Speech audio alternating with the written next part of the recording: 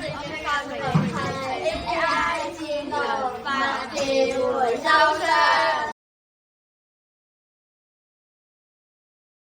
地膠回收嘅現況，根據消費委員會及環保署指出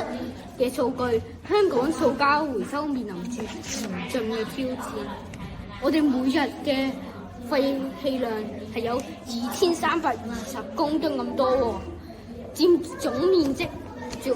21%，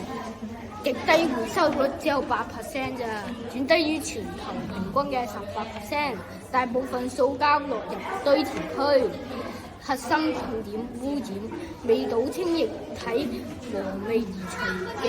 膠紙，導致整批回收物受到污染，無法回收。呢個係我哋嘅生物發電機，